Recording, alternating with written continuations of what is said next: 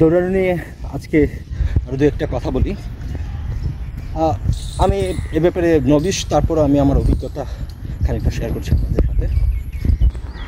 প্রথম কথা হচ্ছে, দৌড়ানোর এই যে প্র্যাকটিসটা, অভ্যাসটা আপনার ভেতরে কিভাবে গড়ে তুলবেন। অনেকে এটা নিয়ে একটু শঙ্কায় থাকেন, দৌড়াবো কি না, আদৌ কতটুকুন পারবো, এগুলো শঙ্কা সমস্ত ঝেড়ে ফেলুন।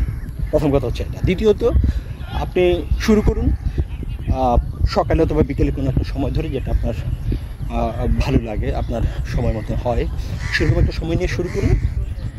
তারপর আপনি নির্দিষ্ট সময় মেনে চলুন। অনেকে বলে 21 দিন ধরে একটা প্র্যাকটিস করে গেলে পরে সেটা অভ্যাসে পরিণত হয়। হ্যাঁ, হয়তো হয়, কিন্তু সেটা অত জোরালো না। সেজন্য 2-3 মাসের একটা সতত চর্চার একটা বিষয় থাকে। সেজন্য আমি মনে করি টানা কয়েক মাস সেটা চালিয়ে যেতে হবে। দ্বিতীয়ত, পার্টনারটা জরুরি। কোনো একজন সঙ্গী খুঁজুন। কোনো একজন সঙ্গী পেলে যেটা হবে, আপনার পথটা ছোট হয়ে আসবে। গল্প করতে করতেই হোক, অথবা দুজনের শেয়ারিং মুহূর্ত, সব কিছু মিলে আপনার হাঁটা অথবা দৌড়ানোর কাজটা অতটা বোরিং মনে হবে না।